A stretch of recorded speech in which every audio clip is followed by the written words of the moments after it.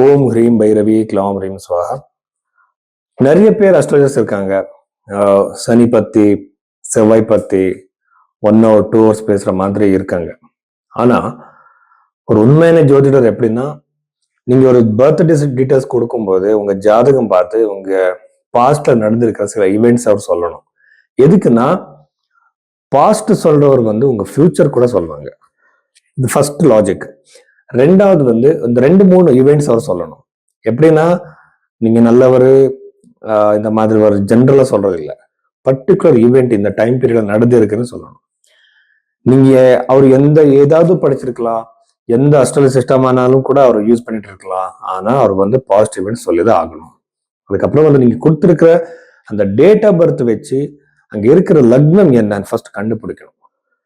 நிறைய பேர் நீங்க கொடுத்திருக்கிற டேட் ஆஃப் பர்த்தை வச்சு சொல்றாங்க. இதுக்கு நம்ம ஒரே ராசியில எத்தனை பேர் பிறந்திருப்பாங்க, ஒரே டேட்ல எத்தனை பேர் இருப்பாங்க, இந்த நியூமராலஜி, இந்த டாரட் கார்டு, இந்த ராசி மேல சொல்ற ஒரு இவெண்ட் சொல்றது. ஸோ அதனால நிறைய பேர் கேட்பாங்க, சார் நீங்க எப்படி ஜோதிடம் பார்ப்பீங்கன்னு. நான் ஃபர்ஸ்ட் பாசிட்டிவ் இவெண்ட்ஸ் சொல்லி லக்னத்தை கண்டுபிடிச்சு அவர் ஃபர்ஸ்ட் அவரோட கைரேகை, இந்த சைனீஸ் பாமிஸ்டா இருக்கலாம், வெஸ்டர்ன் பாமிஸ்டா இருக்கலாம், கைரேகை வச்சு அந்த ஈவெண்ட் நடக்குமா இல்லைன்னு நான் பாக்குறேன். அதுக்கப்புறம் பிரஷ்ன சாஸ்திரம் பாக்குறேன். பிரஷ்ன சாஸ்திரத்துக்கு அப்புறம் எல்லாமே சிந்தசைஸ் பண்ணி ஒரு ஈவெண்ட் நடக்குமா இல்லையான்னு கண்டுபிடிக்கிறதுக்காக நான் நிறைய டீட்டெயில லேயர் பை லேயர் பாக்குறேன். இது சயின்டிபிக்கான மெத்தட். நிறைய பேர் இப்படி பார்க்க மாட்டாங்க. ஸோ அந்த அந்த ராசி பத்தி ஒரு 1 hour 2 hours பேசுவாங்க. ஸோ அதெல்லாம் இதுக்குன்னா யாராவது ஒரு கிளைண்ட் நமக்கு வந்திருக்காருன்னா அவருக்கு ஃபியூச்சர்ல நடக்கிற சில விஷயங்கள் பத்தி அவருக்கு 100% நாம கிளியரா சொல்லணும். அதுக்கப்புறம் ரெமெடிஸ் கொடுக்கும்போது புருஹத் பராசர ஒரு சாஸ்திரத்தில் இருக்கிற ரெமெடிஸ் தான் கொடுக்கணும். எதுக்குன்னா அங்க ரொம்ப சிம்பிளான ரெமெடிஸ் இருக்கு.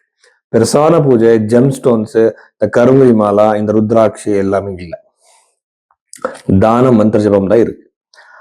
சோ இந்த மாதிரி எல்லாம் நம்ம பார்க்கணும். இதுக்குன்னா ஜோதிடத்துல காலசர்ப்ப தோஷம் இல்லை, புருஹத் பராசர ஓர சாஸ்திரம் நீங்க படிச்சா அங்க பித்ருதோஷமும் இல்லை, செவ்வாய் தோஷமும் இல்லை. ஸோ நிறைய விஷயங்கள் இருக்கு பேசுறதுக்கு.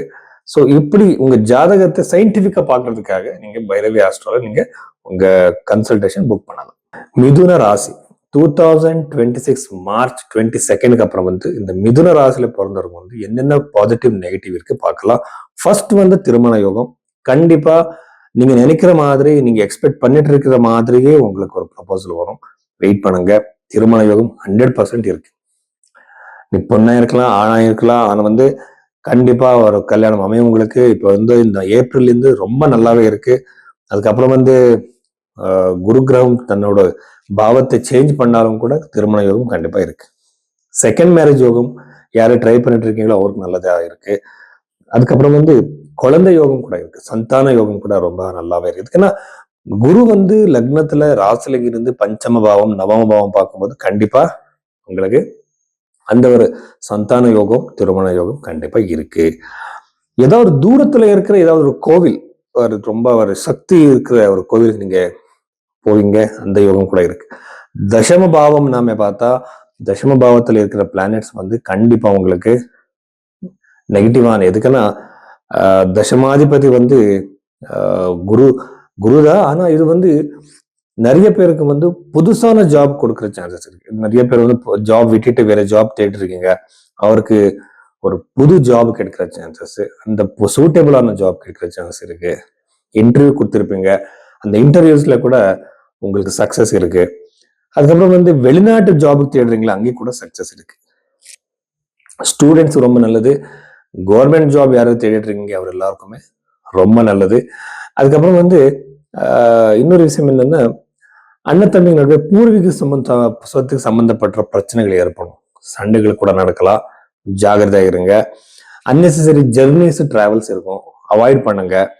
அதுக்கப்புறம் 4th house லார்ட் இந்த 10th house, இந்த ப்ராப்பர்ட்டி வாங்குறதுக்கு, வீடு வாங்குறதுக்கு ரொம்ப சூப்பரான ஒரு டைம் இருக்கு, யூஸ் பண்ணிக்கோங்க.